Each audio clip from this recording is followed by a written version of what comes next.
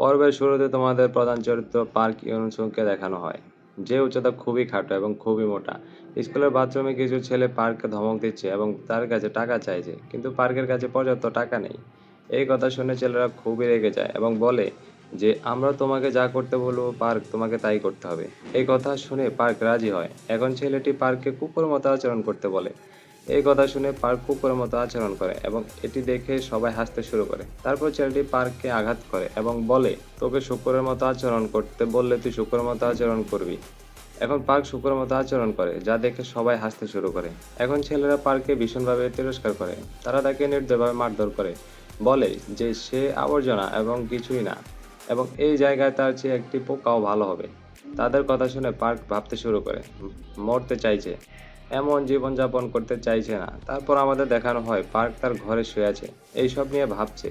সে ক্ষুধার্ত বোধ করে এবং রান্না করতে রান্না করে যায়। রান্না করার সময় সে ছেলেদের কথা মনে করে এবং তাদের ভুলে যাওয়ার চেষ্টা করার জন্য সে একটি গান গাইতে শুরু করে। ঠিক তখনই পার্কের মা কাছ থেকে ফিরে এসে ঘরে প্রবেশ করে। পার্ক গান গাইতে দেখে সে বলে, ইয়নসুক, তোমার কণ্ঠস্বর সত্যি অনেক ভালো, তুমি একজন দুর্দান্ত সিঙ্গার হতে পারবে। সে পার্কের কাছে দেরি করে আসার জন্য ক্ষমা চায় এবং রান্না শুরু করে। খাবার দেখে পার্ক রেগে যায় এবং বলে, আমি তোমাকে কতবার বলেছি আমার খাবারে ডিম না দিতে, তোমার কারণে আমার ওজন বাড়ছে। সে তাকে বলে যে সে অন্য স্কুলে স্থানান্তরিত হতে চায়। এই কথা শুনে তার মা জিজ্ঞাসা করে, তোমার স্কুলে কি কিছু হয়েছিল? পার্ক ব্যাখ্যা করে যে তার স্কুলের সবাই মেধাবী এবং পড়াশোনায় তার চেয়ে অনেক ভালো, যে কারণে সে তার স্কুলে ভালো নম্বর পেতে পারে না। কিন্তু সে জীবনে ভালো নম্বর পেতে চায়, তাই সে অন্য স্কুলে যেতে চায়। তার মা বলে যে সে তা করতে পারবে না কারণ তার কাছে পর্যাপ্ত পরিমাণে টাকা নেই, যে কারণে পার্কের জন্য নতুন বাড়ি খুঁজে বের করার সামর্থ্য তার কাছে নেই। তাই পার্ক যদি নতুন স্কুলে যায় তাহলে সে তার সমস্ত পুরনো বন্ধুদের থেকে আলাদা হয়ে যাবে। এই কথা শুনে পার্ক তার স্কুলের দিনগুলির কথা মনে করতে শুরু করে, যা তাকে খুব রাগিয়ে দেয়। সে তার মাকে চিৎকার করে রাগ প্রকাশ করে। রাগে সে দেয়ালে ঘুষি মারে, দেয়ালটা একটু গর্ত করে। পার্ক রাগে তার ঘরে ফিরে যায়। পরের দিন সকালে পার্ক স্কুলে হেঁটে যায় এবং একটি মেয়ের সাথে ধাক্কা খায়। মেয়েটি এবং তার বন্ধু তাকে অপমান করে। ঠিক তখনই পার্কের বন্ধুরা এসে তাকে খেলতে যেতে বলে। এরপর আমরা স্কুলের মাঠে কিছু ছেলেকে ফুটবল দিয়ে পার্কে আঘাত করতে দেখি, কিন্তু পার্ক তার গুলিকে এড়িয়ে যায়। গুলি পাল্টা জবাব দেয়, আমি তোমাকে বলেছিলাম নড়তে না, কাছে বসে থাকো। কিছু মেয়ে এসে এটা দেখছে। একজন মেয়ে তাদের জিজ্ঞাসা করে যে তারা কি করছে। আরেকজন মেয়ে তাকে বলে যে ছেলেরা বাজি ধরেছে যে যে পার্কে ফুটবল মারবে সে জিতবে, এবং তারা এতে অনেক টাকা বাজি ধরেছে। এরপর একটি ছেলে এগিয়ে আসে, পার্কে ফুটবল মারতে সক্ষম হয় এবং বাজি জিতে যায়। এটা দেখে পার্ক হতবাক হয়ে যায়। বুলিটি রেগে আছে কারণ সে সেখানে অনেক টাকা হারিয়েছে। সে পার্কের কাছে গিয়ে জিজ্ঞাসা করে, তুমি এই জায়গায় আমার বল এড়িয়ে যাচ্ছিলে কেন? পার্ক ভয় পেয়ে বলে, এই জায়গায় তুমি যে টাকা হারিয়েছো তার সব টাকার ক্ষতিপূরণ আমি তাড়াতাড়ি ফেরত দিয়ে দেবো তোমাকে।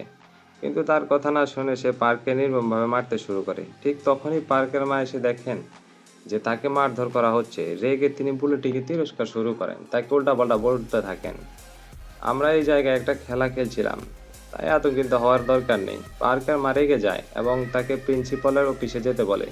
এটা দেখে আশেপাশের সবাই পাল্টা জবাব দিতে শুরু করে। পার্ক সত্যি একজন খারাপ ছেলে, সে তার মাকে এই জায়গায় নিয়ে এসেছে। এই কথা শুনে পার্ক তার মাকে চিৎকার করতে শুরু করে, যা তাকে গভীরভাবে বিরক্ত করে। তারপর আমরা দেখি পার্ক সেই সন্ধ্যায় স্কুল থেকে বাড়ি ফিরেছে এবং তার মা তার জন্য অপেক্ষা করছে। এটা দেখে পার্ক ক্ষমা চায়।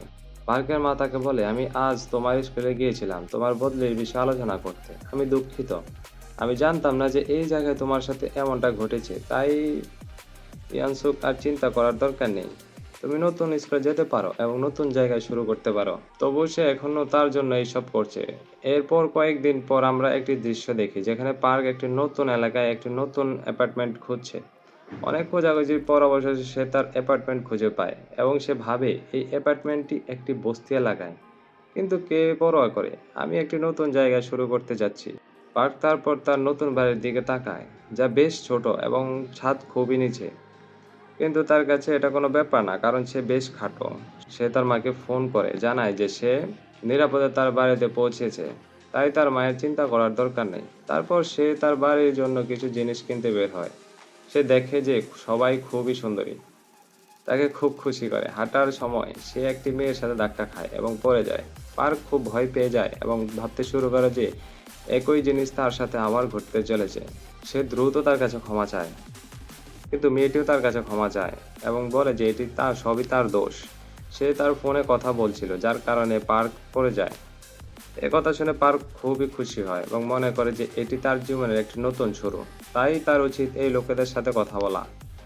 এরপরে সে সাহসী মনোভাবের সাথে মেয়েটির সাথে কথা বলার চেষ্টা করে, কিন্তু মেয়েটি পার্কে ভয় পায়। ঠিক তখনই জিনসুং নামে একটি ছেলে ঘটনাস্থলে প্রবেশ করে। মেয়েটি পার্ককে উপেক্ষা করে এবং জিনসুংকে নিয়ে চলে যেতে শুরু করে। পার্ক তাদের চলে যেতে দেখে একটি ভয়ঙ্কর হাসি দেয়, যা দেখে জিনসুং রেগে যায় এবং বলে যে তুমি কেন হাসছো। পার্ক বলে আমি ভুলবশত এই মেয়েটির সাথে ধাক্কা খেয়েছিলাম। এই কথা শুনে জিনসুং রেগে বলে তুমি কি এই নিয়েই হাসছো। কিন্তু মেয়েটি জিনসুংকে থামানোর চেষ্টা করে। জিনসুং বলে আমি শুধু এই ছেলেটির সাথে কথা বলার চেষ্টা করছি। এখন জিনসুং বলে তাহলে বলো, তাকে মারধর করার পরে তুমি কি হাসবে। কিন্তু মেয়েটি জিনসুংকে থামানোর চেষ্টা করে। জিনসুং বলে আমি শুধু এই ছেলেটির সাথে কথা বলার চেষ্টা করছি। এখন জিনসুং বলে তাহলে বলো, তোকে মারধর করার পর তুই কি হাসবি। তার কাছে ক্ষমা চাওয়ার পরিবর্তে তুমি এখনো দাঁড়িয়ে হাসছো। এটা শুনে পার্ক ভয় পেয়ে যায় এবং ভাবতে শুরু করে যে এটা আমার জীবনের একটি নতুন শুরু। এই ব্যক্তির সাথে কথা বলা উচিত এবং সে এখানে জিনসুংকে তার সাথে কফি খাওয়ার জন্য বলে। এটা শুনে জিনসুং আরও বেশি বিরক্ত হয় এবং এখন সে পার্ককে প্রচণ্ড মারধর শুরু করে। মেয়েটি জিনসুংকে থামানোর চেষ্টা করে। সবাই পার্ককে নিয়ে হাসাহাসি করে এবং তার এই ভিডিওটি সোশ্যাল মিডিয়ায় ভাইরাল হয়ে যায়। সবাই খুব বাজেভাবে মন্তব্য করে পার্ককে নিয়ে এবং তাকে অপমান করে। পার্ক খুব কষ্ট পায় এবং কাঁদে। সে মনে করে যে সেও একজন মানুষ, তাকে কেন সবাই এভাবে অপমান করছে। এক রাতে পার্কের জীবনে বড় এক পরিবর্তন আসে। হঠাৎ করে সে তার শরীরে পরিবর্তন দেখতে পায়। সে দেখে তার শরীরে এখন অনেক লম্বা এবং সে আগের চেয়ে অনেক হ্যান্ডসাম হয়েছে। তবে সে লক্ষ্য করে যে তার সেই আগের মোটা শরীরটা এখনো একই জায়গায় পড়ে আছে। পার্ক তার এই নতুন শরীর দেখে অবাক হয়ে যায়। এরপর পার্ককে এক নতুন স্কুলে দেখা যায়। পার্কের এই হ্যান্ডসাম চেহারা দেখে স্কুলের মেয়েরা তার প্রতি অনেক বেশি আকৃষ্ট হয়। স্কুলের শিক্ষকরা তাকে নতুন ট্রান্সফার স্টুডেন্ট হিসেবে পরিচয় করিয়ে দেয়। পার্কে নতুন জীবনের সাথে মানিয়ে নেওয়ার চেষ্টা করে। এখানেই শেষ হয় আমাদের লকিজাম সিজন 1 এর এপিসোড নম্বর 1। তো ভাই, এই অ্যানিমিটা এমন একটা অ্যানিমি যেটা বাংলাদেশে হয়তো বা এখন অতটা জনপ্রিয় হয় নাই, তবে এর আগেও অনেকে এক্সপ্লেন করেছে। তো আমি বলতে চাচ্ছি যে লকিজাম তোমরা সবাই দেখো, দেখলে তোমরা বুঝতে পারবে যে এটার যে স্টোরিটা, মানে তোমরা দেখার পরবর্তীতে বুঝতে পারবে যে অ্যানিমিটার কীরকম স্টোরি লাইন। হয়তো বা প্রথম সিজনটা তোমাদের হঠাৎ করে দেখলে ভালো লাগবে না, কিন্তু প্রথম সিজনের পরবর্তীতে যে এপিসোডগুলো আছে বা সামনে পরবর্তী যে ফাইটিং সিনগুলা, মানে কি বলবো ভাই, অস্থির। যেমন তোমরা লকিজামের একজন ফেভারিট ক্যারেক্টারে, আমার একজন ফেভারিট ক্যারেক্টার গানপার। তোমরা যদি লোকেশনটা দেখো তাহলে তোমরা বুঝতে পারবে পরবর্তী যে স্টোরি লাইনটা কেমন। আর এটার সাথে আরও রিলেটেড অনেক এনিমে আছে যেগুলা পরবর্তীতে দেখা যাবে। তো আজকের জন্য এখানে শেষ করলাম। Bye bye.